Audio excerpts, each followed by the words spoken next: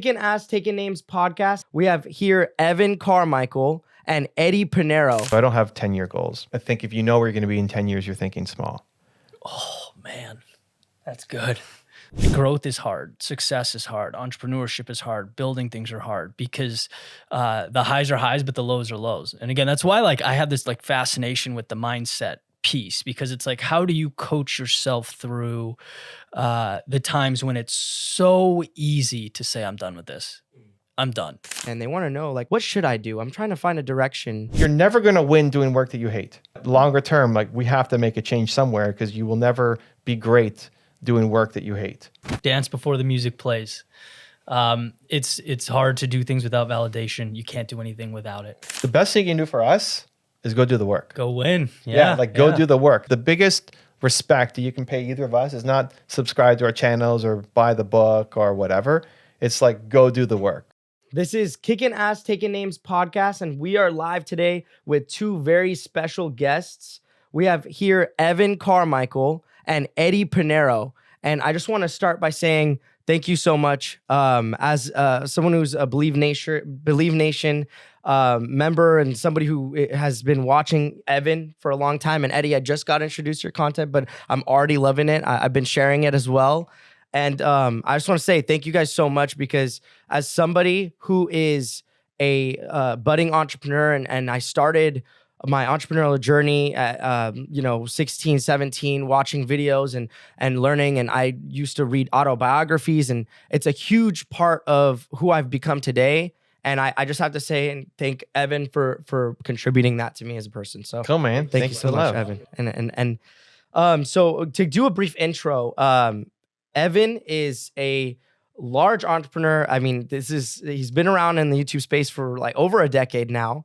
Grown 2009, yeah, over a decade now, and grew over 3.5 million subscribers.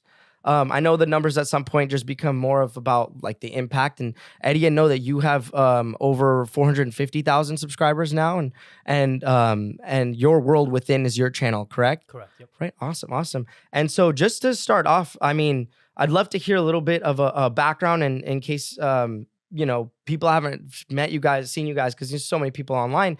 What who are you, and how'd you become who you are today? Whoever wants to start, Evan, you want to start? Or? Okay. Who am I, and what was the second part of it? And how'd you become who you are today? I'm an entrepreneur. I'm a human. I'm a Canadian. I think your purpose comes from your pain. So I think whatever you struggled with the most is what you want to help other people with. And so I struggled a lot as an entrepreneur to get started. And so I try to make the path easier for all the 19-year-old Evans, right? It's when I wanted to quit on my business. And the thing that helped me was looking at the stories of famous entrepreneurs. I looked at Bill Gates and people who had made it at the time. I thought, okay, if they can do it, maybe I can too. And I still need it today myself. I love learning from Steve Jobs and Warren Buffett and Oprah Winfrey. And I still make content today that I use, but I also hope inspires all the people out there who are at the early stages of their career, just like I was when I was struggling to get started. Yeah. So fun fact, when I was starting out, I was just saying this, I sent Evan an email asking for advice. This is 2015. And he was like, no problem, hopped on the phone and really valuable stuff. So had some good people around. Wait, did I have on a phone call with you? You did. Oh, we talked on the phone. Wow. That's what I mean. I'm there's no reason for you to be this nice. It was cool. It was powerful. It was a changing point for me. But yeah, so my story is I basically started, I'll say I have a YouTube channel that's sort of the crux of my storytelling and my business, where I talk about sort of the trials and tribulations of everyday life, and diving into things that I've learned and that we can all do better. And so trying to create a community of like-minded individuals that want to live their best lives. And so for me, it started out leaving the corporate world, experimenting with some music and producing, and kind of always asking the question, what do I like doing, and what do I not like doing? Parsing away the things that I didn't, moving towards the things that I did. And I found myself really enjoying storytelling, philosophizing about life and personal development, and have just made it my brand and never looked back. Awesome. And it's funny. I have a similar story. of kind of like reaching out to Evan and him just being reciprocating, which was I was at brunch with my mom out here in Scottsdale, and I saw Evan and I just like stood up right away because I recognized him right away, and I'm like, and I actually forgot his like name to his channel because I watch all the videos and I see it and I'm like, gosh, I know I see him all the time. But I just didn't have the exact like name in the moment. Maybe I just blanked because I was excited. And then he's like, Evan. I'm like, Evan, okay, Evan Carmichael, like I know. And actually just took a chance. I like waited for Evan. He was like out. He was going to the bathroom, and I was just like, I'm not gonna try to be weird, but I'm gonna definitely try to get a hold of Evan and ask him if it'd be okay if maybe like he'd potentially we could stay connected and get a podcast rolling. But Evan was so awesome because he was just like, dude, this is not even 2 weeks later, and we're doing this, and it's like. For me, I guarantee you, this is for sure like a bar set where now I'm like, okay, like we're waking up at 4 a.m. now, huh? Okay, that's how it's gonna be. That's how it's gonna be. So I really just appreciate it. So going into stories, and I think we can just go back and forth as well. But Evan, I know that you originally started off your journey as an entrepreneur because this is, you guys we're entrepreneurs, right? So what we're all about, and you started your entrepreneur journey actually not technically in the corporate world, but you were in school. You were gonna go kind of corporate, and you decided to join a startup, right? And if I'm correct, you built that biotech company and you ended up selling it. And so I'd love to hear that story of like that leap of what happened when you first started and transitioning into kind of like, I could take this job. I could, because a lot of people are probably starting out and they don't know what they want to do.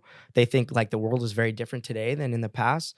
What exactly do you say to those people who are like stuck between a rock and a hard place, and they want to know like what should I do? I'm trying to find a direction, and I do want to pursue this entrepreneurial journey, but I don't know if I should just play it safe, take a job, or is there a prescribed path?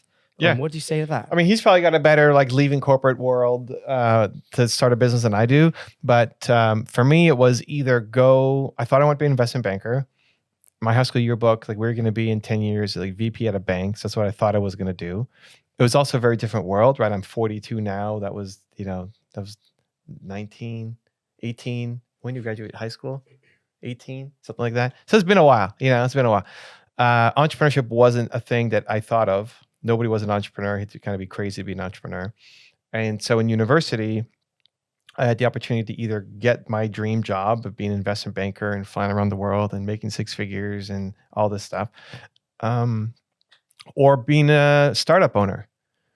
And I went from being like, they flew me to the Waldorf Astoria, which is like super fancy hotel in New York, and they put you up and they wine and dine you. It was like full on recruitment mode. Like, man, this could be like the life, like first class hotels, first class airplanes, traveling, or 30% of this startup company, and I'm making $300 a month. And I really struggled with what to do. And all my friends were going for the jobs, and that seemed to be like the thing that we all wanted. But there was just this feeling that I might regret not knowing. I could handle it not working, but I couldn't handle not knowing. And so I just imagined myself being 90 or whatever. Actually, I imagined myself being 40, which I thought would be an old man, right? And now I'm 42. But when I'm 40 and life is over and, it's all falling apart and I can't function anymore, I'm going to regret this. Right. And so because of that, I decided, okay, I'm going to give myself a year. And in the year, I'm going to do my best at the startup and see what happens. Even if the most likely outcome is failure, it's at least I know. And I gave myself the out that some of my friends were taking a year off to go travel or backpack or whatever. So this is going to be my year to explore. And if I need to go get a job, I could get a job after that. It may not be the same job, may not be the same company, may not be as much money, but I could probably get another job in banking. I didn't know if I'd ever have this chance again. So I just had to know. And that was the scariest decision I had ever had to make. Looking back, it's like, dude, that was so obvious. You should have done that. But at the time, I had no idea. So it was really just, if somebody's at a crossroads and not knowing what to do next, which one would you regret, not doing more? Because we don't usually regret the things we do. It's the things that we didn't do, we could have done, that we were too afraid to do. So what's that thing? and just giving yourself permission to do it. Because when you're an old person at 40, you're going to look back on your life and realize you made a big mistake. And Eddie? The biggest thing that I'd take from that is the exploration idea. Like, people don't want to leave where they are because of safety, and that was like one of the most most difficult, most challenging things starting out. But the only way to know is to step into this sort of arena that you're not comfortable with and feel it out and, figure out what works for you. So like in the personal development space, like I feel like one of the biggest misconceptions is that there's black and white, that there's like a right way to do this. This is how X, Y, and Z did it. Therefore, this is the way. And what that is it's information, it's a roadmap, it's data to look at. But the reason I'm pointing to exploration as such a beautiful way to articulate it is because you are your own experiment, and you don't know if you don't try. And there are things that you'll never know about yourself if Evan didn't take that year off. I did something similar where I left the corporate world. I didn't know what it would look like. I knew I liked music. I was building a home studio, but like it was kind of like, let's see what this turns into. I know what I don't want. So I'm walking away from that, but what do I want? I don't know, right? So you have to sort of trust yourself to go into this journey, and that's really what it was. From the first Your World Within video was a video called Ode to Excellence on YouTube, where I'm saying, I know this is terrifying. I know the money's drying up, but you have to promise yourself, for once in your life, you'll have the courage to put your back against the wall and sort of face the universe and say, try me, and that was sort of the beginning. So yeah, not all who wander are lost. Explore, explore, explore, explore. That's sort of my advice to someone in that position. I love how emotive you are. Like as he's talking, the whole couch is moving. I'm rocking it back. Yeah. This is like I'm feeling the vibration of Eddie's words as he says. It's great. It's a good experience. It's like the extra when you have to pay in the movie theaters to do the 4D. It's a video in 3D. Yeah. It's the 4D though. Now it's with the motion, those fancy seats. That's what I got. This is great. I really do feel like I'm in that mode and moment right now, like that point in my life where it's kind of like you got to put your back against the wall. You've got to commit. And how do you know what to do next? Like, what are you trying to commit to? I want to build, I want to keep doing this, right? Like I want to share stories, and I want people to inspire others. And I think we can do that through communication. I'd like to know, what do you suggest? I'll start with me because that's my personal experience. It's the easiest for me to bring up. But what do you suggest for someone in my position? Like I'm starting out, and this is media, right? A lot of people are in social media and growing online, and that's the way that the world is going, right? What do you suggest for people like that? What do you got, Eddie? It's such a big, multifaceted question. So you have to understand, like, especially with the podcast, like I've started one. This is a beautiful room. You're a sharp guy.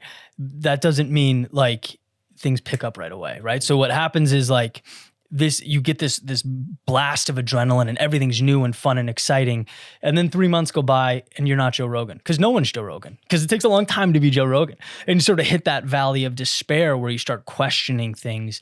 I can, allude to a very specific window in my journey where I woke up and things weren't going well. And it was like, people can say it's scary or whatever, but it was embarrassing. It was hard on the ego, and that's when I think the vast majority of people say thanks, but no thanks. And so you have to be willing to commit to, this doesn't mean I suck. It's not a referendum on me.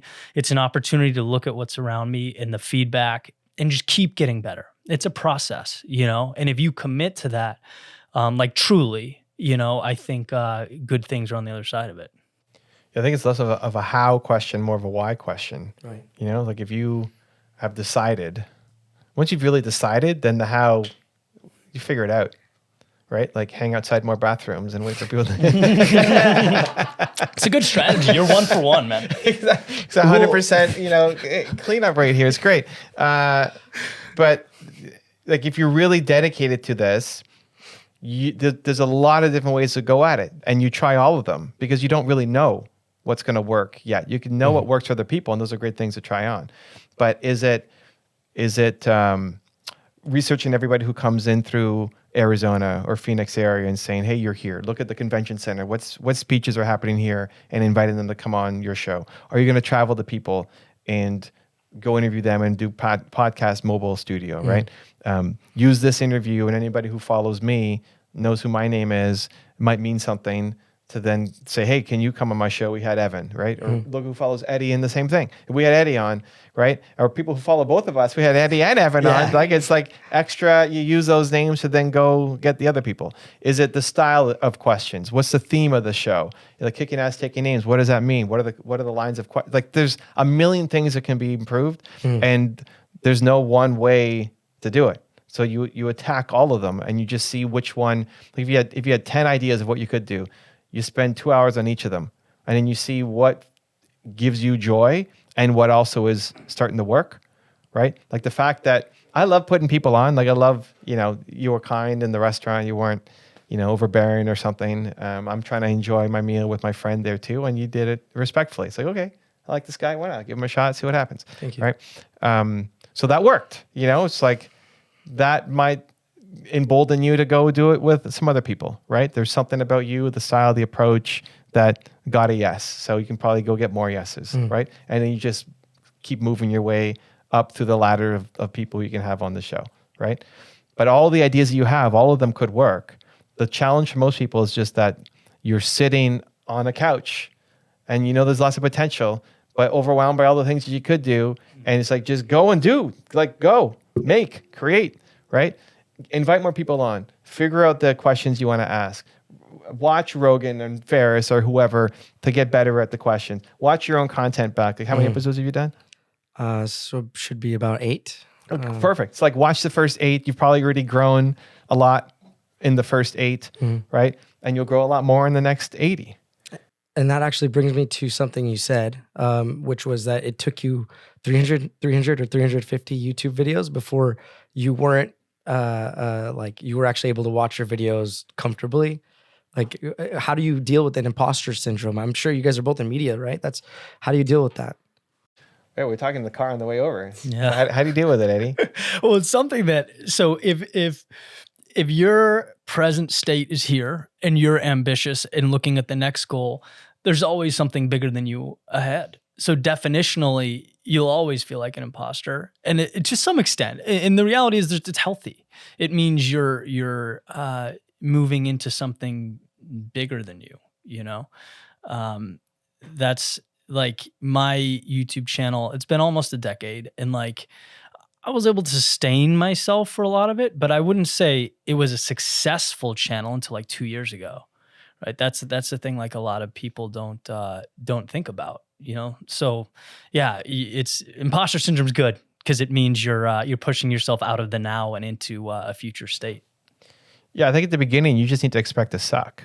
Yeah, it's a good way to put it. Like, just expect to suck at the start. Why do you expect to be great? The problem is we know what great looks like. If you're doing a podcast, right? If we use you as an example here, you're gonna use a podcast. Great. You know what a great podcast looks like. Whoever you like Rogan, you like Ferris, you like Tom Bilyeu, or whoever are the greats of podcasts. You know what a great podcast looks like, and you don't expect to be great, but you kind of expect to be good. It's like, okay, I'm gonna be. That's great. That's like A+, and I think I could be a B-. Slip right in there to B. Yeah, I'm a B-. Like, I'm not A+. I'm not, but I'm a B-. I think, like, I can talk. I'm eloquent. But then you film something, you watch it back, like, oh my God. It's like, dude, I'm an F. Like, I suck. Yeah. And that's a really hard realization to make, is that you think you're going to be a B and you come at an F. That's where most people quit. But what makes the difference between F and getting up to B? Well, it's reps and practice and doing the work. Got the sign hustle, like go and hustle, right? The problem is you expect. I'm not saying you, but most people like expect to be good, expect to be a B, where just expect to suck. Right. Expect the whole thing to suck. Expect you to suck. Like the fact that in your first episode you didn't vomit everywhere. It's a win. Like, great, and just keep going. It's just like any new skill. It took me 350 videos until I wasn't completely embarrassed by myself, and 700 videos until I inspired myself. Where I watched the video back, it's like, wow, like, hello, starting to get decent at this. 700 videos, right? Yeah. I just kept going, but most people don't. Because for me, it was always that if 40 people watch the video, maybe for one person, that's a life-changing video. That's the thing that kept me going. I never had aspirations to be YouTube famous because that wasn't even a thing when I got started. Nobody had 1 million subscribers. Nobody was YouTube famous. It's just a place to post content and hopefully somebody's life got a little better. So if I was redoing it, I'd be much more gentle on myself, in that I would just expect to suck in the first video instead of the first 350. I went to yoga class 2 days ago. My second ever hot yoga class with like the best instructor in Scottsdale, right? Shout out to Yogi John. And it's me and my wife, and she's done more yoga than I have. I'm not flexible. I don't know the positions. I don't know all the, it's not just a position, it's combinations. So it's not just downward dog, but it's like some combination that is 5 moves strung together that I don't know any of them individually, let alone as a combination. And I've got my wife next to me, an instructor on the other side, and then an instructor next to my wife, right? And they're all just crushing it, doing handstands and all of this stuff. Like, I can't even get like the thing before moving on. But I walk out and it's like, that was amazing. You know, I'd rather be like the absolute worst trash student in a class of experts than be the best in a beginner class and being bored. So I look back on that and say, I'm like patting myself on the back. I'm awesome for even trying to be in this room with all these advanced people. And I don't think I made a fool of myself. Like, I'm trying, whatever. If you think I'm embarrassed, like, I feel bad for you for judging. I'm pumped that I'm here. So the fact that if you're making a podcast, you're speaking on stage or whatever, just expect it to be absolutely terrible at the beginning. And then every time you get a little bit better, right? It's like I would have gotten better faster if I watched my first 350 videos. Like I would have gotten better if I looked at them without like, oh my gosh, it's so embarrassing. I can't stand the sound of my voice. I would have been better if I could just watch it. Okay, this is going to be absolute trash. And then I just need to be a little bit better the next day. Right. And this brings me to, you guys both make motivational videos. You guys both speak about purpose. Evan, you have a book that you recently put out, Built to Serve. How do you define purpose, and how do you find purpose? So I think we all want to wake up and feel like what we do matters. If you woke up and you felt every day that you don't matter to somebody else, that the work you do is meaningless, it doesn't matter, that's the path down to anxiety, stress, depression, suicides, where a lot of people wake up and feel like just today's doesn't matter. Nobody cares if I show up or not. But on the other hand, if you felt like today's going to matter, today it'll mean something. I'm going to make something. I'm going to show up for somebody. It's going to touch maybe not 1 million lives, but like one person's life. If you're going to show up and you're going to take your mom to brunch and it's going to touch her life, it's like, I'm excited to show up for her today, right?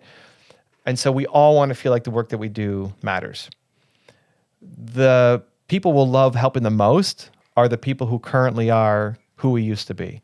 So when I said your purpose comes from your pain, whatever you struggled through that made you feel like the biggest loser of all time is now what you want to help other people through, because there's lots of people right now who feel like that loser. And they'll learn from you in a way that they won't learn from me or Eddie or Oprah or somebody else, because you have a different story. And so we all, helping and serving is hardwired into our brains. It's the same. They did functional MRIs on people's brains and found the same part of the brain lights up when you're serving or helping as when you're having food and having sex. So it's like we crave the desire to want to help people. But there's a difference between just helping somebody cross the street or holding the door for somebody or buying the coffee, like these little acts of kindness, versus when you see somebody who's like you and you help them overcome something that then years later, like when Eddie says, 5 years ago, I don't know, when I talked to you, haven't picked up the phone and called me, and how much of a difference it made, right? That's the stuff that makes me feel, I don't remember talking to Eddie. Yeah. Actually, I'll show you the email. You'll get a kick out of it. That conversation. Remember I stalked you? Yeah. I mean, I remember you outside the bathroom, so but like that, those are the kind of things that feel really good. It makes me want to keep doing it, right? That Eddie said, hey, you took a chance on me and gave me half an hour of your time or however long we talked when I was just getting started. I mean, I do that for a ton of people who also don't go anywhere, right? So it's not Like it's great to have a success story, but not everybody turns out to be an Eddie as well. But that becomes proof that I should keep doing it. It makes me feel good, right? You stopping me outside the bathroom leading to this, we have a good conversation. It makes me want to say yes to the next guy. If it's a total, like a disaster and the building's locked and his microphone's not set up and it's like, oh my, maybe I don't say yes to the next guy. I don't know, right? So, but we all want to feel like the work we do matters and important to people. And every time we feel that, it does so much more for our soul than just holding the door for somebody or doing a random act of kindness. It's going to be hilarious if people start waiting for you outside of bathrooms now. This Great, podcast thank goes you. by. That's the takeaway. Perfect. So yeah, I mean, I agree wholeheartedly. I think a really cool way that I heard it put, this was years ago, it was Ryan Holiday was talking about how purpose and passion are kind of misconstrued sometimes. And, he describes passion as like being invigorated, excited, like it's that this is new, this is great. But is it sustainable, right? Passion ignites and then subsides, where purpose, it means enough to you that when you are in the lows, right? If you think of your journey like a wave, ups and downs, when you're in the valley, that it gives you enough to move on to the next thing, which growth is hard, success is hard, entrepreneurship is hard, building things are hard because the highs are highs, but the lows are lows. And again, that's why like I have this like fascination with the mindset piece, because it's like, how do you coach yourself through the times when it's so easy to say, I'm done with this. I'm done. Like I don't want to do this anymore. But if you have a strong purpose, if there's something that gets you up in the morning and is meaningful to you, it'll propel you through and create that longevity that is the only thing that, allows success to happen. Right. And I mean, going into what's next for you guys. I mean, we're talking about where you are at now, and you have Believe Nation, and you have YouTube channels that are growing, but like at some point it's not about the views, it's not about that. What gets you up in the morning right now? Yeah, I think it's twofold, because it's not about the views, but it's not about them either. So like to me, it's one side is, and the bigger reason is adding value to help people. Like it's so incredible to get an email from someone saying, I listened to this and it changed my life, or I was in a dark spot. And these words helped me think about things a little bit differently enough that I could figure it out. That to me is just, without that, I don't do it. And then there's the personal side where you are, building something and it's fun and it's a challenge and it's exciting and you want to see your platform grow, right? As a creator or business owner, you want that too. So it's sort of the marriage of those two things, being able to help people that value the work and also to grow as a person and a business owner. Yeah, I had Eddie join my training this morning for Movement Makers. We train thought leaders how to build their brands. And one of the women recognized him. It was really cool. And said, what did she thank you for? Thank you for... In a dark spot. Yeah, but what was she going through? Did she not say? Oh, she did. It was deep. I forget. Anyway, we're blanking on the moment too, See, it happens. Right. But that feeling is the best, when somebody comes and says, you really helped me out through a dark spot. And often we don't hear about it until way after, that dark spot of hers might've happened multiple years ago. And it's only now, maybe she never left a comment. She never sent an email. She never DM'd Eddie. And yet now, because she sees him, she tells him how much of an impact that his work had on her. Where I think a lot of times we just assume, oh, it's not hitting anybody. Nobody left a comment, so that the video must suck. Well, why not assume that for one person, maybe it's making a big impact? What's next and like goals? It's mission and then what I'm doing right now. So I don't have 10-year goals. I think if you know where you're going to be in 10 years, you're thinking small. Oh, man, that's good. Sorry. Go ahead. It's like think about who you were 10 years ago. Like, how old are you now? I'm 28 this month. 28. So like think about who you were at 18. It's like there's no way you could predict that you'd be here. Yeah. And so what makes you think that 28 you knows what 38 you is going to be like, right? Happy birthday, by the way. Thank you. So we plan these goals for ourselves, and there's nothing wrong with having goals. The problem is usually when you're 3 years in on your goal or 2 years or whatever, it actually makes sense to shift to something else because that's actually more in alignment of the mission. So my mission, the purpose, is to solve the biggest problem in the world, which is people don't believe in themselves enough. And I think the way to do that best right now is through content at scale. So me making my own content, encouraging people like Eddie to make more content, coming on podcasts like yours to make more content. I think that's the best way to do it. That may change. You know, like in 3 years, maybe that's something else. Maybe we're all in VR. Maybe we're hologramming into your, you know, fancy condo or something. And that's the new thing to do. So go ahead. So I do have a question.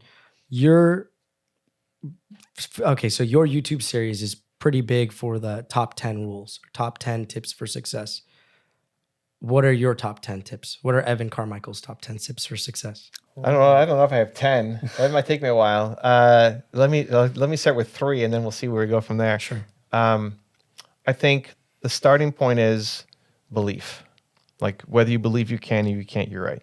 And people often ask me, what's the common trait between all the people that you profile too? It's like, well, they believe in themselves. Like the people who we profile shouldn't be successful from where they came from and what they grew up with. Like all the odds stacked against them, yet they go off and do it. Why? Because they believe that where they start doesn't have to be where they finish. And so that belief is consistent. And same thing for me. It's also my biggest weakness is like believing myself to go do the next thing. But belief, if you do not believe that you can do something better than what you're doing right now, then all the strategies and how-tos will not help you. So belief is paramount. And it doesn't even have to be belief to do the big thing. Just belief to do the next step. Like belief to start the podcast, belief to get to 20 episodes, belief to ask whoever else on the podcast that you want to have as a It did guest, take right? me a little bit of nerves to get this whole thing scheduled, by the way. Great. you. Like that's Yeah, a good that's sign. awesome. Like if you're not nervous, you're doing the wrong thing, right? It doesn't mean every day has to be super stressful and anxiety driven, but if you have nothing in your calendar that makes you anxious or stressed, then you hate your life. You just photocopying the same day over and over and over again, which is nobody wants that. So belief. Second would be the start. Like the biggest thing most people is missing, just momentum. You have an idea, start. Like how long were you thinking about doing a podcast before you did a podcast? Maybe like a few weeks. Okay, that's not bad. Yeah. You know, That's right? really quick. Yeah. Nice job. That's not bad. But it's faster. And for everybody else, don't take years, right? Like I had an idea to start a podcast a bunch of years ago on my tour, and I'm driving through the desert in Texas on my way to my place in New Mexico. And I have this idea for some reason, like I want to start a podcast with Mark, my friend Mark. And logically, it makes no sense. I don't listen to any podcasts. I don't want to do a podcast. Why am I thinking about Mark in the desert? I'm on my tour. I have no time. Everything is already crazy, but I'm going to do a podcast with my friend Mark. This is crazy. But don't judge the idea and just do something about it. So my wife is in the car with Nina. We need to get Mark on the phone. I connect with Mark while I'm driving. I said, Mark, we're going to start a podcast. Like, amazing. Dude, when do you get back? When do we start? You know, when I get back, I'm not back for 2 more months. We're not starting when I get back. It's like, well, when do you want to start? Tonight. What are you talking about? Like, I'm going to get to my Airbnb. We're going to get some internet and we're going to start right now. He's like, well, what are we going to talk about? I don't know, Mark. You figure it out. I'll pull in and so we pulled in. I got on my laptop, found the internet, and we made our first episode. And was it great? No. And did it get better every time? Yeah. But like if I waited 2 months till I got home, I would have done something else. Right? So like the shorten the idea from ideation to minimal execution and expecting to suck, like just start it. So the fact you only took a couple weeks is great. Even better is, okay, I want to do a podcast. Great. I'm going to start recording. Pull up my phone. I mean, I did have a YouTube channel. I do have a YouTube channel, but I haven't posted on it in like over a year. That is also part of, I guess, kind of the ideation. So I was sitting on that for a while, although I was making a few videos. I would like to continue, but that's something that like this is also going all into the same direction. So Yeah. Yeah, so it's like momentum. Like if you just started that YouTube channel and then kept going on the YouTube channel, you'd be further ahead now than you were a year ago. And it's not to like beat you up or anything. It's just, okay, cool. Well, going forward, like what happens after this? So you come here, you know, you stop me in the bathroom or outside. It wasn't in the bathroom. It was outside the bathroom. I have been stopped in the bathroom, which makes it super awkward, but outside the bathroom, you know, more respectful is great. So then, you know, the summoning the courage and the strength and whatever, and organizing this and booking the time and figuring, you know, working around my calendar. Great. We're here. Awesome. What happens next? Because it's like bursts of energy around this, but then what? Like, how do you not just fall back to a podcast every now and then and a YouTube video every now and then, like to use it to keep because when you've got momentum going, when you're feeling this version of you, like you can do much more. Yeah. It's like, you could do magical things, man. All of a sudden you're reaching out to people that you never thought you'd ever reach out to, who may never say yes, but like you're doing it. Versus if you wait, every day that you wait, that you don't take action, you lose confidence and lose belief and fall back down. And then that thing you did with us is like this distant memory. Like, oh yeah, that was like crazy that I did that thing, right? Like I broke my neck in 2019 on my tour, and I had to wear a cast for 60 days. I could take it off for 10 minutes a day to shower. And I continued on my tour, which everybody wanted me to go home and go rest and whatever. And I said, well, I don't want quitting to be the default. Let me at least try to keep going, because I thought that serving and being around entrepreneurs would be more healing for me than sitting on the couch at home or whatever. But I didn't want to just quit. So I finished the whole tour. We did another 9 stops or whatever in different cities across America. We drove. I'm like sitting with an ice pack and 4 pillows behind me. I can't move for 4 hours at the front of these rooms doing a speech. I remember those videos. Right? And my speech was instantly worse. Like the day before I broke my neck, I'm walking around, and then after I'm sitting in a chair with 4 pillows and ice pack and concussion and all this stuff, right? And then Mark, my friend who I started the podcast with, said, hey, are you going to save the neck braces, right? And why would I save the neck braces? Like they're nasty, dude. I wore them for 60 days. I slept with that, like all of it. It's like as a memento or as a souvenir. It's like, okay, I'm not a memento kind of guy, but I was like, okay, whatever. I'll keep them. And now when I look at them, they're on the shelf behind me on my setup. It's like, man, like, dude, I did that. Yeah. Which is like, I wonder now if I could still do that, right? It's like I fell down since then. Like, I don't know if that happened again. It would require, like, I slipped a little from that, might be my peak. Not that I have a death wish or like I'm gonna go break my neck again and just see what happens.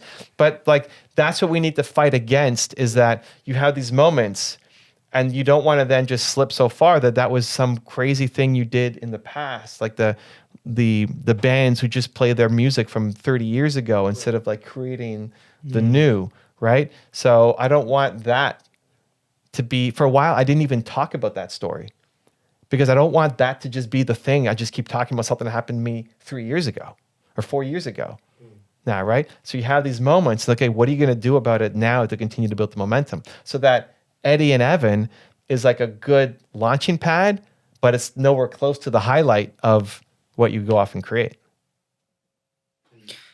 Have you guys seen Unbroken or heard of it? No. There's a character. So Louis Zamperini is a character in that movie, and basically he's like a World War II. He's a runner fighting World War II, and his plane gets shot down. He gets taken by the Japanese, goes into all these internment camps, and it's just the movie and the book. They just bring you through like hell. He's beaten and tortured and stuff, and eventually he survives. And this mirrors what you're saying, Evan. He's, you know, they're all skinny, emaciated, and he's talking to someone at an American camp or whatever, and they're like, could you imagine going through that again? And he's said, like, I'd rather die. Like, I don't think I could. And it just goes to show you, like, when you put your head down and you just take one day at a time, it's like, obviously entrepreneurship is not being a prisoner of war, but like, you can do amazing stuff when you put your head down and just go. But yeah, in terms of things, like one of them is a derivative of what Evan was saying, where Evan was saying like start. If I could talk to a letter to my younger self. Starting was a problem, but also I'm not going to release this yet because it's not perfect. Like I got to work on this a little bit more. This isn't as good as X, Y, and Z, so I'll just hang on. I'm not going to release it. And that's, it took me a lot of maturity to realize that's just being scared. That's all that. There's no perfection. So that, and then like looking at discomfort as currency, like to put it real simple, growth is always uncomfortable. And our brain wants to tell us that's not true. Our brain wants to tell us when we feel nervous or scared that something's wrong. It doesn't tell us you're exactly where you need to be. And so that's really valuable, I feel like, for someone moving that direction. And so being inspired in that direction, what set you guys to start in the respective channel, like your channel, Your World Within? Like what got you started in that particular direction? Yeah, so it was, again, when I talk about like just taking baby steps, it was like being a musician, someone that was like trying different creative things that like had like wanted to go back to what I was doing, to what I hated, because I knew I'd get a check. And I was so tired of waking up and being scared. And so it was just like, it was a letter to myself, like, dude, you're going to do this.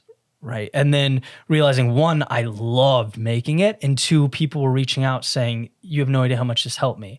And I was like, whoa, fireworks. Right. Whatever this feeling is, I've never had this. And so it was, that intersection of what I love doing and what helped people.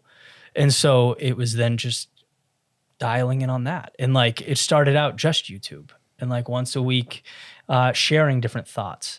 About, what I'm going through and, hey, maybe here's how I can overcome it. Or, hey, I tried this and this didn't work. Guys, don't do this, whatever it is. And yeah, turning that into a brand. I was running on the Cape Cod Canal when like the name popped up, Your World Within, just symbolizing like, so much of our realities created internally, like we manufacture our worlds to some extent. But yeah, just continually moving forward and talking about it as I moved. And so how do you guys see the next 5 years, for example? I mean, as an entrepreneur, I'm sure you have to forecast into what you see the direction of your field going. Like, what do you see for the next 5 years in this space? Take that Well, I'm not on the 5-year goals or the 10-year goals, like we talked about before. For me, it's mission, and then whatever's in front of me right now. Why am I here? This wasn't planned, apart from 2 weeks ago or whatever. I don't know when I ran into you. Right? Even Eddie being here wasn't planned until maybe about the same time. 2 weeks ago, 2 weeks ago. Yeah. I don't know. I said I'm going to be in Arizona. He's like, he grew up in Arizona. It's like, hey, if you want to come hang out for a couple of days, come on out. And now we're doing stuff. So I think you've got the mission. And then what's in front of you right now? I have no idea what I'm going to do in 5 years. Like zero idea. I wrote a book last year, a new book called Momentum. Yeah. If you asked me at the beginning of the year, when are you going to write a book? Which lots of people ask me, like, I'm not. I don't have another book. Built to Serve is still my book. That's the book. That's the one that I care about. And then 3 months later, I'm writing the book. Yeah. And now it's out. I wrote that book in 5 days and we published it in 8 weeks. Right? So it's not just random all over the place stuff. It's still in service of my mission, but I'm open. Like I think if I could just say my goal in 5 years is to have 12 million subscribers or whatever, right? Cool. That may be a great goal, but it's probably not because Evan right now can't forecast forward 5 years well enough because I'm going to change. I'm going to grow. I'm going to be maybe Eddie wants to JV on some crazy project that now like that becomes my whole thing. And I drop YouTube because I don't like it anymore. I don't know. Right? Yeah. So it's like mission. And then what am I working on right now? You don't know how much I'd love to go back to like all those interviews I had when I was back in the corporate space. And every time I was asked, how do you see yourself 10 years from now? Be like, you're thinking too small. I don't think you get the job if you say that though, Eddie. You got to be safe for the corporate world. I'm not going to work with you small-minded. Oh man, that's funny. I disagree with the premise of this question. Yeah. I mean, my thing is to I don't know what shape it'll take, but I really love marrying creativity to being able to add value to people. I think those two things are really incredible, and they're my priority. And even now, like having to, as things are changing, like right in front of us with basic things, short form content taking off, okay, well, I went from short, now I'm doing long. Now it's like, how do you add value to someone in 20 seconds? If you don't know that, you're not going to win on TikTok, So it's like, there are just a lot of details and variables, but the constants stay the same. Yeah. I mean, TikTok TikTok didn't even exist a whole bunch of years ago. And then it was just a place where people would do dance videos. Yeah. Musically, I guess it was called before. Yeah. Now it's a killer. Now it's a player, right? When I made videos, talking to Eddie before about this story, one of my first videos to pop off was 6.5 minutes long, and people told me it was too long. Nobody would watch a 6.5 minute video. And now, 2-3 hours. Yeah. Right? Yeah. Rogan's doing 3-4 hours, right? I mean, it's fine. Things change. It's okay. But you make your best guess. Like I'm not just completely I don't know what I'm going to do today. Like I have a plan of what I'm trying to do every day and different things for my days. But as soon as something starts to feel off, or I find something that I'm gravitated towards, okay, I'm going to find a way to play with this and see if I can turn it into something bigger. Okay, and on Success Insider, you talked about trying different things for people who don't know what their direction is, where they want to go. You said try different things until you find something that works for you. Like, can you elaborate on that? Or yeah, at the beginning, it's a messy process because you grow up in a circle, and it's getting easier with YouTube and internet, et cetera. But if you grew up, I think of me growing up, who did I know? It's my parents, my family, my school. You're kind of restricted by your environment. Now, at least we have YouTube videos, and you can learn whatever you want to learn. There's people out there. When you're struggling to figure out what your career should be or what your next move should be, I think you'll have moments in life where you have absolute clarity. Like maybe you're in a moment now of absolute clarity. I want to get my podcast actually like kicking ass, right? So that's where like blinders on and go kick ass on your podcast, right? You don't need more. You don't need to get into NFTs and like some AI and crazy stuff. Like go kick ass on your podcast when you have clarity. And there's other moments in life, and it's not just a perk. Like you'll have moments in life where you don't know what to do next. You sell your podcast, it blows up, you sell it, and you're done. It's like, oh, wow, what do I do? And that's where you expand open to say, okay, I need to try a bunch of stuff to see what connects with me. So should everybody be an entrepreneur? No, but should everybody try? Yeah. Because how do you know? Should everybody love sushi? No, but should everybody try it? Yeah. Because how do you know what your favorite food is if you only eat pizza and hot dogs all day? So are you of the opinion then that if somebody has a job, but they have a feeling that they want to be an entrepreneur, but they're afraid of leaving their job, are you of the opinion that they should take steps towards that?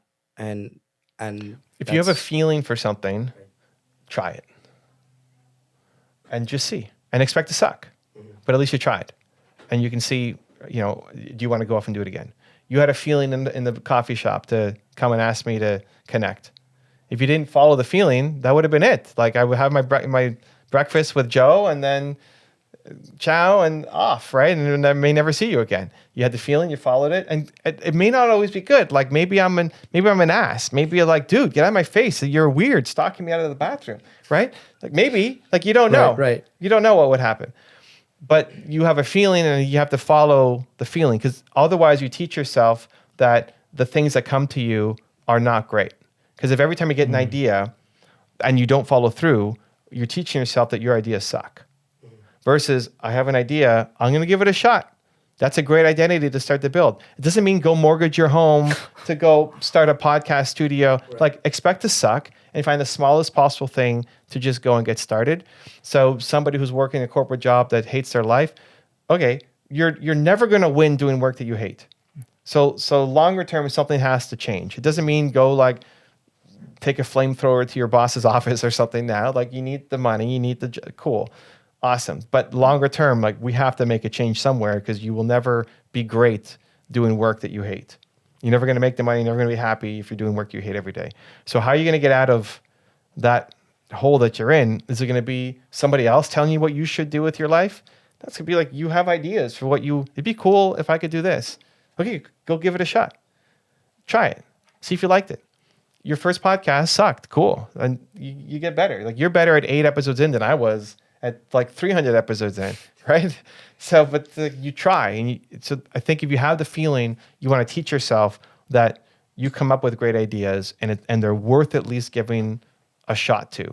Instead of just saying, there's sushi on the table, I don't like sushi, without even giving a shot. Because it sounds gross. Like, if you had to explain what sushi is, raw fish with fish eggs and seaweed with rice and super spicy mustard, that doesn't sound appetizing, right? Like, why would anybody eat that?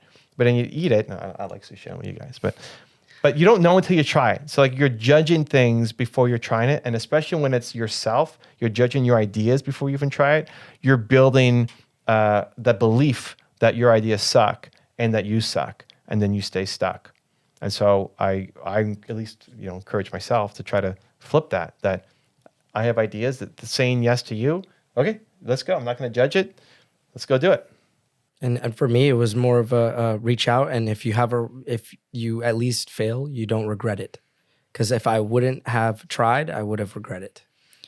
And you don't get those opportunities, I think, every day. I mean, some people get them often, but not every day. So, yeah, most decisions are reversible. That's like a really good thing to have in your back pocket. It's like, there's very few decisions you can make in life that will screw you up forever, right? When it comes to following your ambition or an inkling to do something, especially now, like, our environment is the upside, especially from starting out, right? The upside is so high with technology, the downside so low. Like, what do you have to lose? So yeah. do you guys ever have that feeling, like that anxiousness that you lean into, right? Because that's definitely something that I've noticed. Like, when I feel there's like an anxiety or anxiousness or fear, but not out of a bad way, but just nervousness, I lean into it 100%. Like, I just go, okay, that's exactly where I need to go. Like, for me, that's how I direct what I'm going to do next. Is that like a thing where you're just going with your gut and instinct, or what? How does that manifested for you in your life, I should say? Yeah, I think you need to listen to it when you're in a positive, ambitious mode, and not when you're feeling down. Because this is the thing. We follow our intuition when we feel like crap, right? Like, somebody cuts you off in traffic, I'm gonna go chase that guy down and give him the look, right? It's like, we trust our instincts in the worst moments. And then when you get a great idea and you're feeling bold and then we don't listen to our instincts then. And so, like, flip it. As long as you're like, what's the intention? Is it to serve? Is it to create, to better your life or somebody else's? Cool, then give it a shot. Then the anxiety you're feeling needs to be conquered. You have to go through. You have to ask the person. You got to do the thing, send the message, whatever.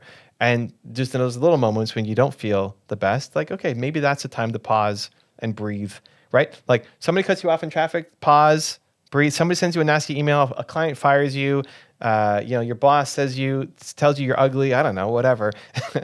A girl rejects you, like, pause, and maybe pause and come back to it tomorrow.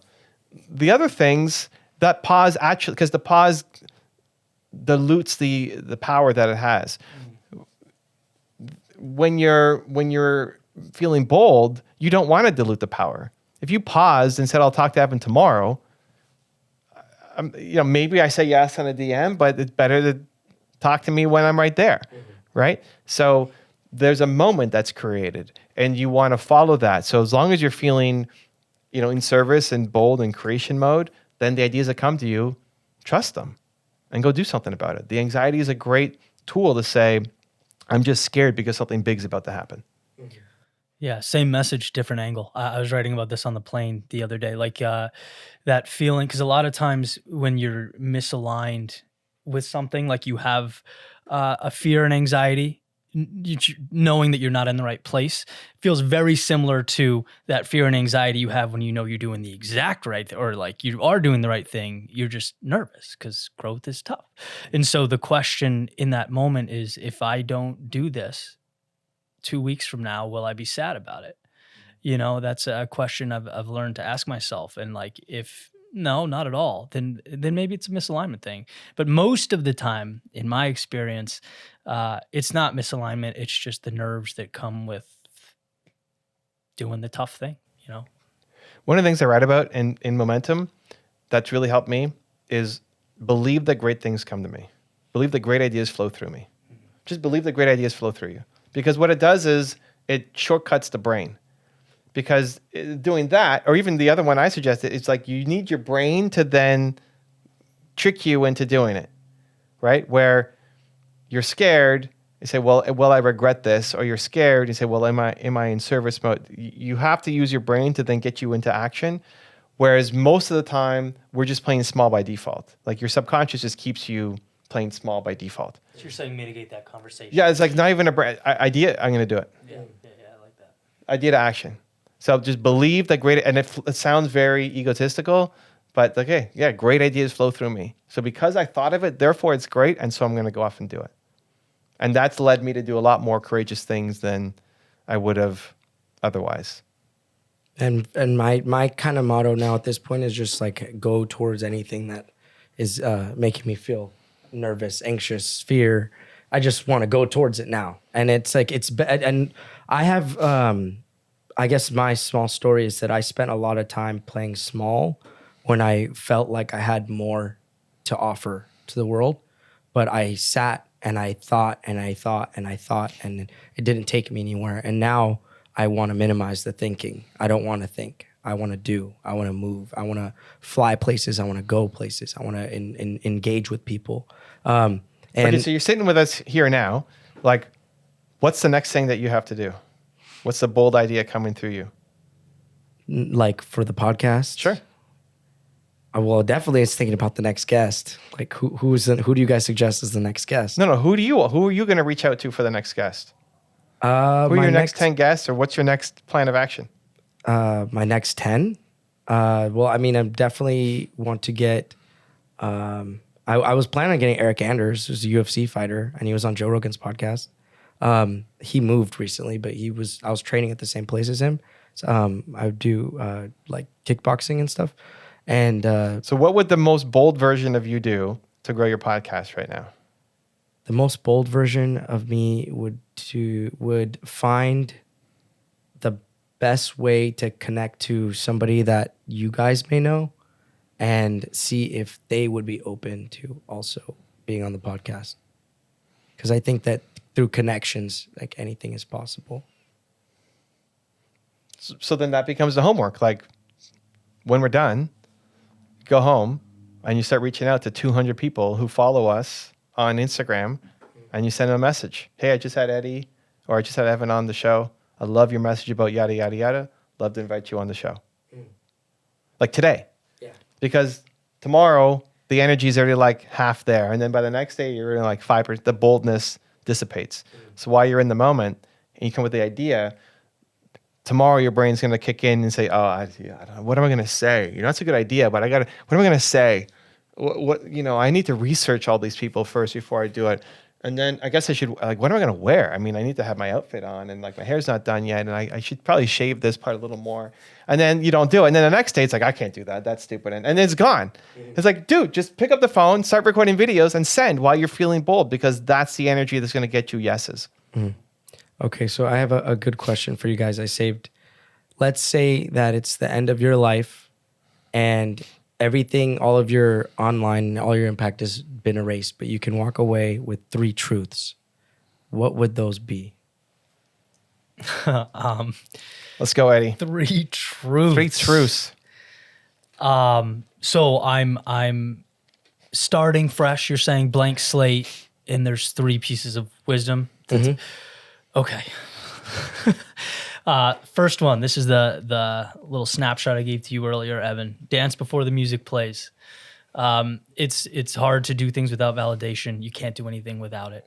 So that would be number one. Number two, what I refer to as running in the rain, doing the difficult thing that, and not only difficult, like there's a nuance here that I think is important, not just hard thing, but the things that are like kind of annoying, the things that are easier to brush off, right? Which is why I use the idea of running in the rain. Cause like, in Boston in the winter, running in the rain sucks. You can do it. It's just easier to go on a treadmill, right? So doing those little things and teaching yourself that you're the type of person that does those little things is incredibly valuable. And then the third one, so the times that, again, like if I'm looking at an oscillating journey, the times I've been stuck, understanding that like the pieces are all around me to move forward. Like things seem bigger than they are, and it's one little light switch away. Like what we need is hidden in plain view. You don't need to go find it. It's not something that you have to stumble across or someone has to give to you. Like always at your disposal is the next little piece of information or, courage, whatever it is to take that one step. And I think those three things together would shoot me out like a cannon. Let's go. All right. Believe in your work. Believe that someone like you can win, and believe that it will work out. Awesome. All right. Those are my That was succinct. I like it. I had some time to think about it though. You're going out. It's the key is like when you have somebody else, you just defer to them. It makes you look like you're, humble and everything else. While they stumble on the words, you have time to really think about it. So no, you did great though. That's great. I do. Okay, so I do have a question for Eddie specifically that I brought up. What's up? So your videos have a lot of like creative, powerful imagery, and you're really focused on extending out a message, right? And so there's symbolism. How do you go about your creative process? How do you create that? Yeah. So my focus, and I always feel weird saying this because it does kind of break a cardinal rule of YouTube, but like it's the audio and the message and the story. So, it's collecting little things I've learned, and then figuring out how to tell that story in a way that people will understand and in a relatable way. It's important to note, like, we're not practical, pragmatic creatures. We're emotional. So you can never point at someone and say like, you have to do this or X, Y. No, you have to make them feel it in their core. You have to make them look at the world around them and say, I can change because X, Y, and Z. And so that's like my goal. I want people to feel the message. And then so once I have that speech written, recorded, put to music, I have a couple really awesome editors that then bring it to life visually and then goes on the tube. The tube. And Evan, so your videos, I mean, how did you go about bringing up that specific style of video, right? Like the 10 tips for success, So here, that's a great callback to one of your previous questions, like what are you gonna do for the next 5 years? So Mark, the guy who started the podcast with, pissed me off one day. Okay, and he this is way before we started the podcast, and he made a blog post about Kanye West and Taylor Swift, like years after the whole thing happened, and he's like, it's like, dude, you should learn from Kanye, right? Like you can learn a lot from Kanye. The dude went from being a producer to a rapper to like entrepreneur, won more Grammys than anybody at his age in history. It's like you can learn from, you don't have to take all the crap, but you can learn from him. And so I decided that for whatever that, I saw the blog post that he posted, I got pissed off and like, okay, I'm going to make. It's a passive aggressive video to Mark. Yeah. Not even so passive. Like right out, I didn't say his name in the video. I've told this story a bunch. He's okay with it, so I say his name. But I made the video to say, hey, Mark, like you should learn from Kanye. And I made a video of the top 10 rules for Kanye. Kanye was my first one. And the stories like John Legend. You know John Legend? His name's not John Legend. His name is John Stevens. His real name is John Stevens. And John Stevens and Kanye are friends, which already feels a bit weird because John Legend comes off as like the nicest guy of all time. How's he friends with Kanye? It feels weird. So they're growing up. They're at a bar in Chicago, And John Stevens says, I feel like I don't belong in this era. I'm like an old soul. I'm from the like Sinatra era. And Kanye says, you should call yourself the legend. And John Stevens says, I can't do that. I'm like at the beginning of my career. Well, how could I call myself a legend when I'm first getting started? And Kanye helped him convince to make his stage name John Legend. Wow. So even if you think Kanye is whatever, especially now, fill in the blank for whatever you think Kanye is, are you as good a friend to your friend as Kanye was to John Stevens? And so all of my content has always been praising, like, here's what you can learn. Like, there's all this crap about them. Awesome. Like, here's what you can learn. And so I really just made that video for Mark.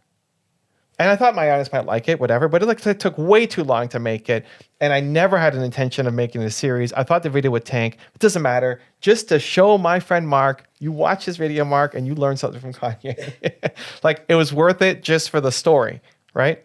And then, but logically it didn't make sense. Like, I threw away my entire day where I was supposed to be doing other stuff that I deemed important to work on this distraction project. But it ends up taking off, and then people start commenting. It's like, this is great. Can you do Jay-Z and Jeff Bezos? And I'm like, I guess that'd be cool. I learned a lot through it. And so it birthed this whole new thing because my friend Mark pissed me off. And it didn't fit my 5-year goals or anything, right? It was just, I was in the zone and like, I'm going to go make this video to show it. And the number one comment on that video is still Mark saying how much he learned from, from this video about Kanye. Have you made a video about that? About Mark? About the process with the screenshot of Mark's comment? That's gold. Gold. I've said it, like, he can make it, I guess. I mean, I've said that story a couple of times. I haven't made a video on my own channel talking about why I started the top 10 series in Kanye. Fair. And so how okay, so here's a good one. How is it to work with the names that you've worked with? I mean, you were just with Joe Polish, but I've seen you being mentioned with Gary Vaynerchuk, with Tony Robbins, with Dean Graziosi, with the Wolf of Wall Street. You were on his podcast. Grant Cardone shouted you out. It's awesome. So how is it working with these people, and like what does that feel like to just be working with these people that are doing these things, and what do you notice about them? I went from just profiling people that I was learning from. Like, Tony was one of the first people that we profiled, and then he featured the video on his YouTube channel and showcased it. And we got shout outs over the years. 50 Cent shared the one I made on him, and Floyd Mayweather shared the one. And so it was like, I guess, easing into every time it happens, like, oh wow, 50 Cent shared it. It's really cool. To then meeting some of them, to then working with some of them, to then having like we'd call them my friends. And we're, different levels. Not everybody, I can text and say, hey, what's up? You want to hang out? But others I could. I guess it was more just a gradual process. It just, if you're in an industry long enough and you continue to bring value and get known, you just start to get to know the players. And if you're ambitious, then you start to attract other ambitious players as well.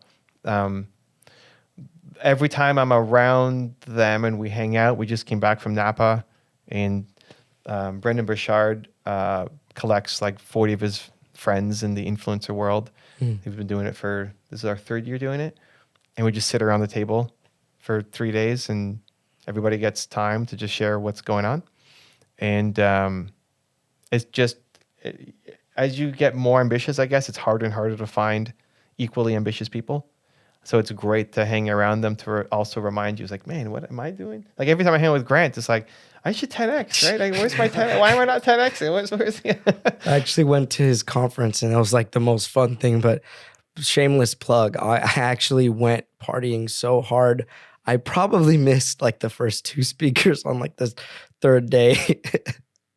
But it was fun because the connections and the community that I met were unlike anything else. And those people I'm still friends with, and they're still some of the most ambitious people I know. So his community is really, really awesome. Well, and then it leads to like, how ambitious are you, right? Like, do you want to be on that stage?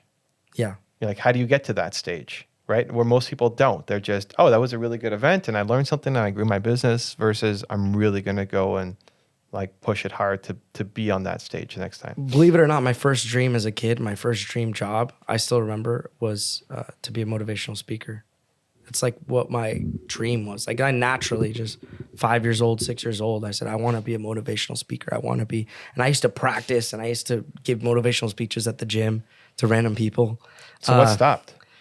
I have yet to figure that out, but the podcast is getting me back into that mindset because I do want to like go out there and inspire people. So now it's doing it, and not just interviews with people, but your message, right? I have another Mark story. All these stupid Mark stories coming up. Mark, you're getting too many shout outs. Mark Drager, if you listen to this, you better like this video and leave a comment, or I'm super subscribe. pissed. Or I'm super pissed. Mark Drager. Okay, shout out to him. We were telling a story on his podcast, or the podcast we did together, of he goes to this his lake house in the summer, and there's this cliff that leads into water, and he'd always be afraid to jump off the cliff, and it'd take him time to like work up the courage to jump off the cliff. But as soon as he jumps off the cliff into the water, he's like, oh my God, I want to do it again, and like races back up, and then he does it again, and he does it again, and for years he would do this, and then he would go home, and then the next year he'd come back and he'd be afraid to jump off the cliff again, right? Until he jumped, and then it's great. It's like, well, what's the lesson is always keep jumping, right? It's like, it's the pause that makes it so scary. And so you had a long pause somewhere in there from age 5 to whatever you started. But if you just started doing it and you always were jumping, then it's easy just to keep jumping and to keep going, versus you take a week off, that becomes a month off, and then it's 2 months ago, and it's like, oh, I don't think I can do that anymore. And you just move on and the whole thing falls apart. It's just like, always keep jumping.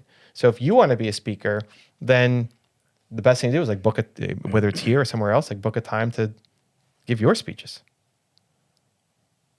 And like set a monthly, I'm going to be here every month for 2 hours recording speeches of my own. And the first ones are going to suck. And you're going to be nervous that like, oh, now I'm talking to a camera when there's nobody. But that's the process. And then you book the next month so that you're like forcing yourself to come out. Or if you're really serious and ambitious, you book every week. Every week, Tuesday mornings, you're here filming your own content. I thought about, you know what I'm thinking of right now is doing like a meetup.com meetup and just doing like a meetup there, you know? Like I can set up something and do that. Like that's how I'm thinking of like ways that could be practically done, like in a smallest step possible. Well, then do it. Like this is a great example. We're like raising the energy of potential here. You get this idea, trust the idea. Go home and set up the meetup. And then you're going to get to the point where you're like, I don't want to, like, Jesus, what did I just say yes to? I was in Los Angeles at an event, for a YouTube event, and it was a 4-day event. And my favorite thing to go when I'm going to events is to speak on stage and then hang out in the lobby for like the whole time. I just love being in the lobby. I hate speaking on stage, but I like being in the lobby helping people. The stage becomes the excuse to help people in the lobby afterwards. And it was super unhealthy for me because I'd wake up at like 7, spend the whole day in the lobby, forget to eat, forget to go to the bathroom, you know, and like until 2 a.m, have a fever, not even know it because I'm just helping. Where people are like, bring me food. Like, have you eaten today? It's like, oh, it's like 7 o'clock. No, I haven't. Thank you. Right. And then I got sick afterwards because like that is not healthy. So I'm finishing up. I'm getting on the airplane to go home and like, this is awesome. Like, I just want to do this all the time. Like nothing else matters. I just want to be sitting in hotel lobbies answering questions with people. This is great. I'm going to start my own show in Toronto where I'm going to, at my studio, have people come in and I'll do a morning show and I'll coach them. And like, it's a sustainable way. So it's once a day instead of like all day, every day. Right. And I was like, so excited for it. The plane from LA to Toronto is like 5-something hours. So I'm flying home and then like about an hour in, I'm losing my certainty in it. Instead of being like 100% is so good, it's like 80%. I thought, oh man, I'm starting to slip. An hour later, it's like a little less, like 50%. It's like, I got to do something about this because I'm losing it. So I messaged my team and I say, okay, I'm starting this new show. that every morning, because that impacts how I show up with work and their job. And then I also booked the first 5 people myself. I was flying back on a Friday, so Monday morning was going to be the first show. And I booked Monday to Friday myself from the plane. Hey, I'm just starting a new show. You want to be my guest? You want to come on with me? By the time I got to the studio on Monday morning, I didn't want to do it. It's like, this is a waste of time. I've got a million things I need to be doing. I'm 0% committed. I'm pissed at myself for even like thinking that this was a good idea. And I'm so upset. But I committed. So like, okay, well, I'm not going to not show up because that's a pretty dick move, right? So I'm going to show up. I booked my camera guy, everything. We're there. And we do the first session. Like, this is awesome. Right? This is the best right after the first one. Right? So it's like funny how our brain works. Like you're thinking right now, this meetup idea could be great. And then a week later, you're going to think it's like the stupidest thing. And you're going to show up there. It's like, this is so dumb. Why did I agree to this? It's taking 3 hours out of my day. I got to set it up. And like, I don't even know what to say. What a waste of time. Nobody showed up. Nobody showed up. This is stupid.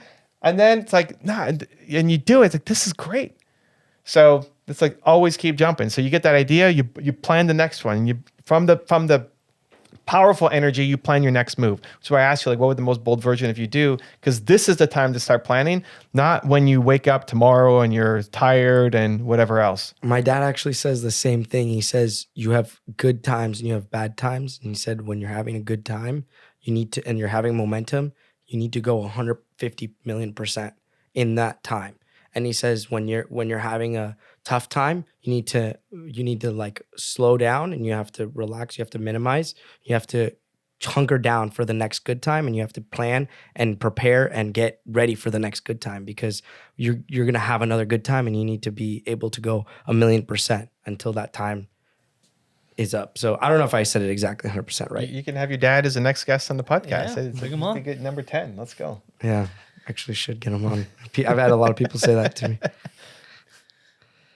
He'll be here in like a week. So Plus, you're in a good position, like as a podcast host with the podcast, you can like spring out to like. There's no reason not to be sharing your thoughts with your camera and putting it out there. It like matches. I want to. the Yeah, I brand, want you know? to. So what I'm doing is I'm setting up my room at my house to be like with the podcast painted on the wall, and then I'm just gonna. I already have everything else done, and I just want to click and start recording and start putting out views. But I don't know what that show, like that was my next one before the whole motivational thing, was actually going to be like that, sitting down and like recording. But I know I want to put content out there, like independent from when I have to book and wait a week or whatever for the guest.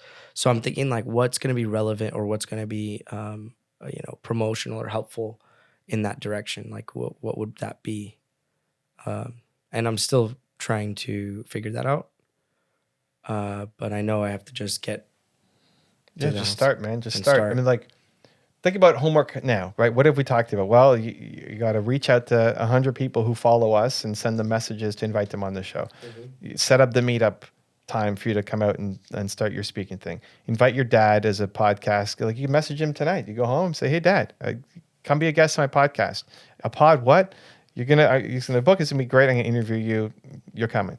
You know, finish painting your room or whatever. Like, it feels like a lot, but like, what does the rest of your day look like? What's so important that you can't do that, right? Like, we trick ourselves. Like, we're busy, but you're not actually doing that many high leverage things. And listen, I don't know. Maybe you're getting married tonight. I don't know. But like, maybe there actually is something. Shout out to Believe Nation. Let's go.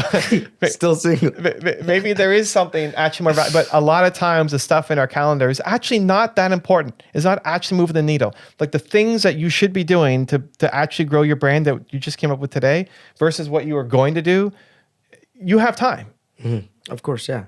Right? I always believe I have time. That's one thing I always do. So like, if you take the energy from today and then do those 4 things, everything starts, especially when it's committing to other people, like the interviews, the message requests you send out, some people will write back, you're committing to somebody else. Your dad's going to say no or yes or whatever, He'll right? say yeah. The meetup, like you're committing to other people that then forces you to show up.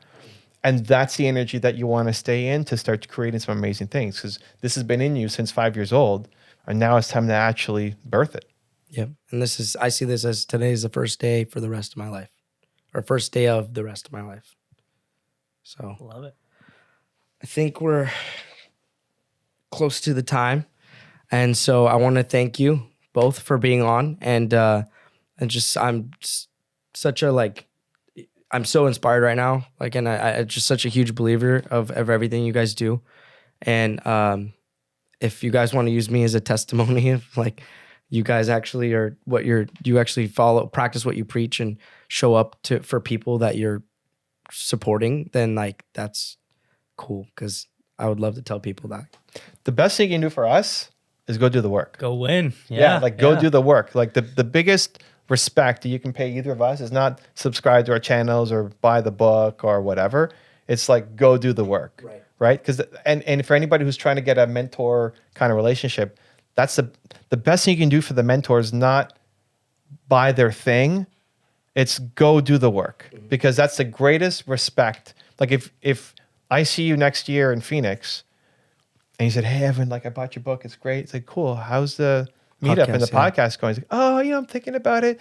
Like, dude, I don't want to talk to you again. Yeah, no, I don't. I already put in my head that I'm going for big time. There's no round two. I'm actually very afraid of what's gonna happen when I get there, because I'm like, oh, I'm gonna be famous or whatever. I don't want to be famous. Like, yeah, these are things I don't want to like do, but I feel like I have to, because I want to make an impact. I want to grow. I just want to live a big life. Like, yeah, this is the difference, right? Like if I come back next year and you say, "Hey, can you come back on my show?" I'm going to say, "Well, how many episodes have you done now?" A bunch. Yeah. Well, if you say like 12, then like, no, dude, because I was number 8. Yeah. And 12, what have you done in a year, right? But if you say like 100, like, let's go. Yes. Yeah. Right? It'll be that's the difference, right? That's how you start to build the relationships. And I'm going to be the guy that sneaks this in there, because like I'm the same way. Like everyone is. It's 100%. You grow and have a big life, I think was your quote and all this. Hell yeah. But don't forget, it's always about value to the people that will be watching. Right. So like as we grow, like we have to always remember that. Like how can we best serve the people that are watching what we do? Yeah. Yeah. Yep. All right, Let's guys. go. I'm excited for you, brother. This is All awesome. right. Kicking ass, taking names. Yeah. Kicking ass, taking names. We've got Evan Carmichael and Eddie Pinero, and we are done.